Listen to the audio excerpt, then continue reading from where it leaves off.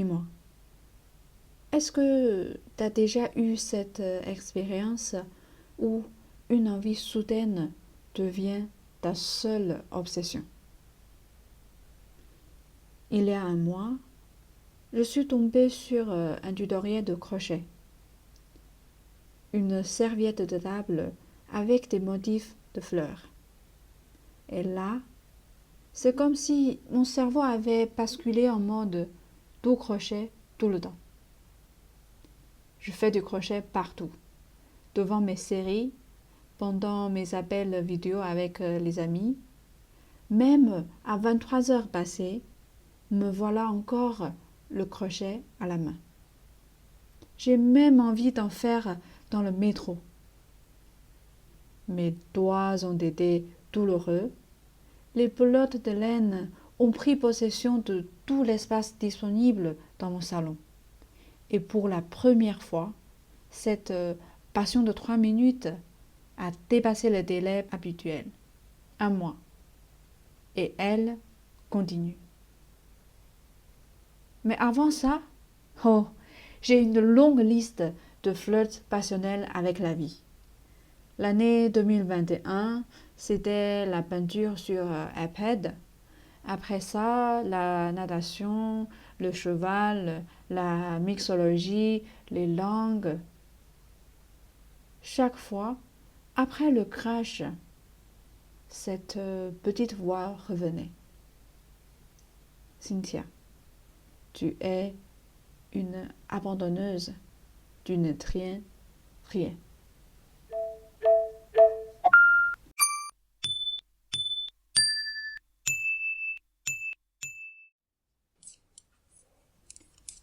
Cette voix, elle ne vient pas de nulle part. On ouvre Instagram, TikTok, YouTube, et on est submergé par des phrases comme 100 jours de défi pour maîtriser un skill, 10 000 heures pour devenir expert. Ne jamais abandonner, c'est la clé du succès. Surtout en cette période de début d'année, ces messages résonnent comme des ordres. On a l'impression que si on n'est pas dans une démarche de persévérance à tout prix, on est un échec. Comme si notre valeur en 2026 devait se mesurer uniquement à notre capacité à coller à un plan, à ne jamais dévier. Mais si cette année on commençait autrement, et si nos passions cycliques, ces 3 minutes d'enthousiasme si souvent décriées, n'étaient pas un défaut, mais le super pouvoir dont on a besoin pour naviguer dans un monde qui exige tant de nous, et pour y trouver de la vraie joie. Bienvenue dans notre laboratoire de l'esprit.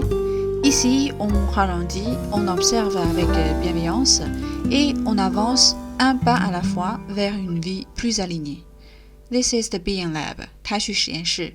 我是你的实验搭档 Cynthia. Aujourd'hui, en ce début de 2026, nous allons déconstruire le mythe de la persévérance à tout prix. Notre objet d'étude, la passion cyclique, cette capacité à plonger intensément dans une activité, puis à en ressortir naturellement sans culpabilité. Nous allons voir pourquoi elle est une forme d'intelligence, une stratégie de bien-être et comment elle peut faire de cette nouvelle année non pas une liste de choses à accomplir, mais une constellation d'expériences à savourer. Maintenant, entrons dans notre laboratoire de vie atypique. Je vous livre mes propres cycles, le cas de l'exploratrice éphémère. Premier cas, la peinture iPad. J'ai été conquise par des peintures digitales. J'ai acheté une stylus, peint pendant des heures dans un état de flux total. Mais quand j'ai voulu peindre un portrait, désastre. La pression de réussir a tué le plaisir. J'ai arrêté. Et j'ai réalisé, j'avais eu ma dose de créativité. C'était suffisant. Je n'avais pas besoin de devenir une artiste, j'avais juste besoin de créer. Deuxième cas, la mixologie. Mon bar à Rome transformé en labo. Amusant, social, mais goûteux et pas si sain. Après 3 semaines, j'ai arrêté. Ce n'était pas un abandon, c'était une prise de conscience. Ma passion avait rempli son rôle, divertissement, découverte, et il était temps de passer à autre chose. Troisième cas, le crochet. Cette fois, c'est un peu différent. J'ai commencé sans objectif, juste essayer ce motif. J'ai accepté les erreurs, refusé de me comparer. 1 mois plus tard, l'envie est toujours là. Pourquoi? Parce que je me suis dit, si demain je ne veux plus, ce sera OK. Cette absence de jugement a permis à la passion de durer. Ce que ces cycles m'ont appris, c'est une première thèse clé. Je n'ai jamais abandonné. J'ai complété un cycle d'expérience. Chaque passion a une raison d'être. Créativité, sociabilité, concentration. Quand cette raison est remplie, mon être naturellement curieux veut explorer autre chose.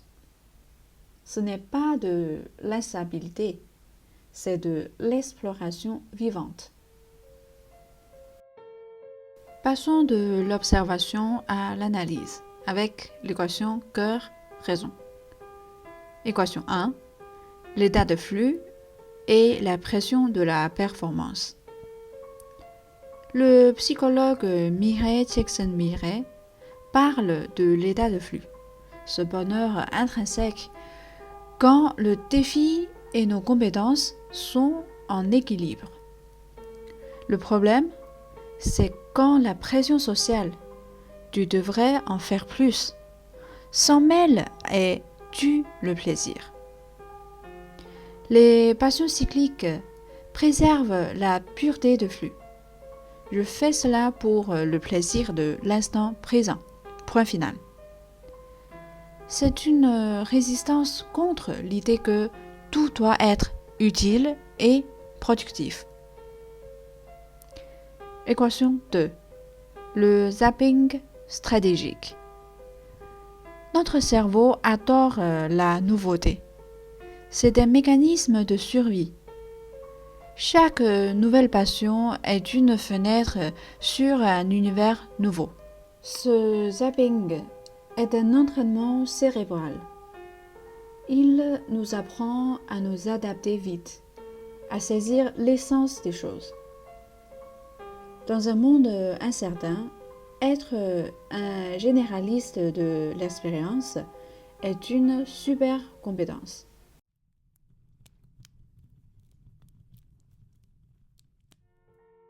Équation 3. La régulation émotionnelle.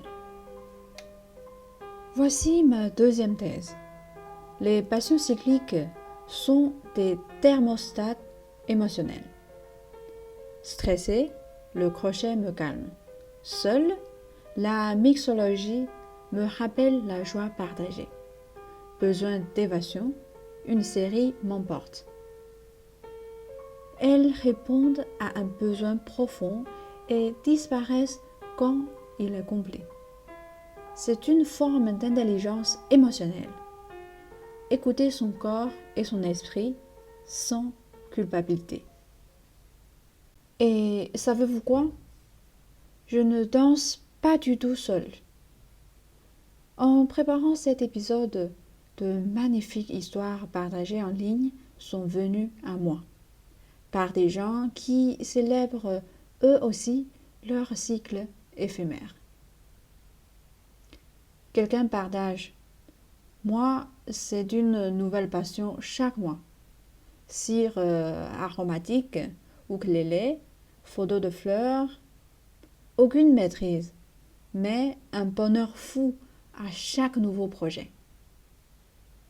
Un autre raconte.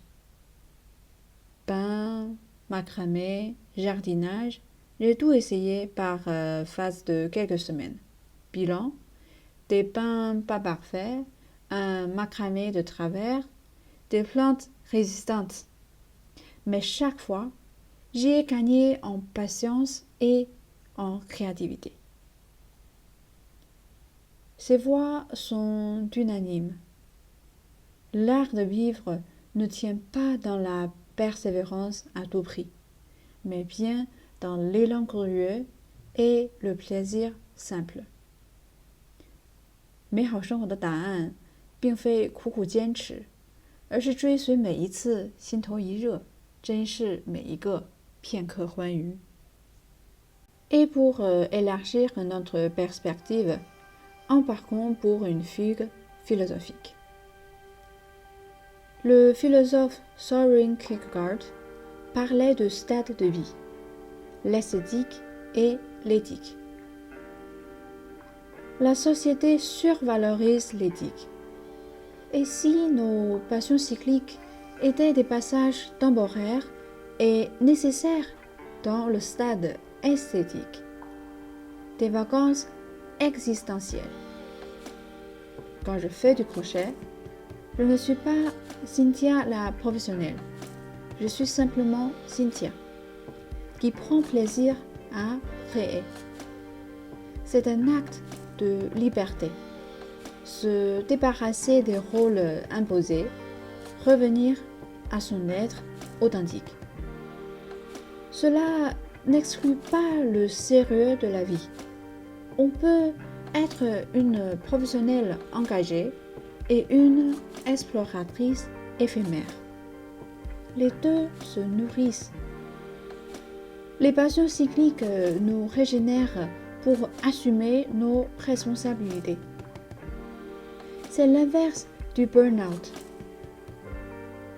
C'est ma troisième thèse. L'anti-l'évolution, c'est précisément cette liberté de choisir son propre rythme sans se comparer. Revenons à notre laboratoire. En ce début de 2026, la culpabilité est un mauvais guide.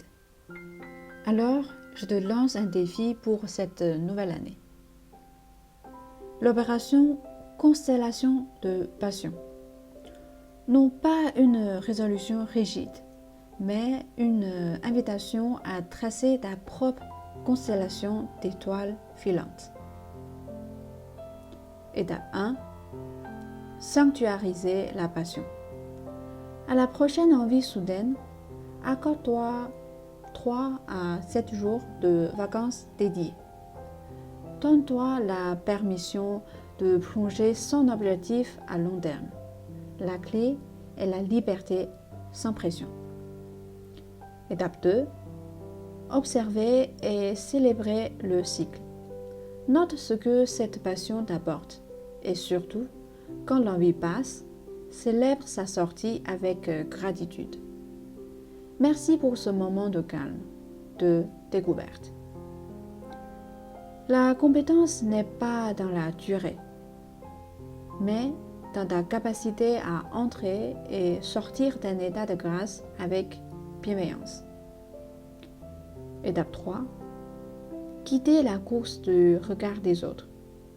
Cette année, quand tu verras un défi 100 jours, dis-toi, ma valeur ne se mesure pas à ça. Vis à ton rythme. Partage ton expérience avec le hashtag DBL constellation 2026. Raconte-moi des étoiles filantes, des moments de plaisir sans culpabilité. Ensemble, faisons de 2026 une année non pas de performance linéaire, mais d'exploration rayonnante. Une vie bien vécue, une année bien vécue, n'est pas une ligne droite tracée à l'avance. C'est une constellation de points lumineux, des étoiles filantes qui brillent intensément pendant quelques jours, des planètes qui restent plus longtemps, des comètes qui reviennent. Chacune a sa place, chacune apporte sa lumière et son enseignement. On peut être un expert dans la joie, un spécialiste du plaisir, un maître de l'exploration.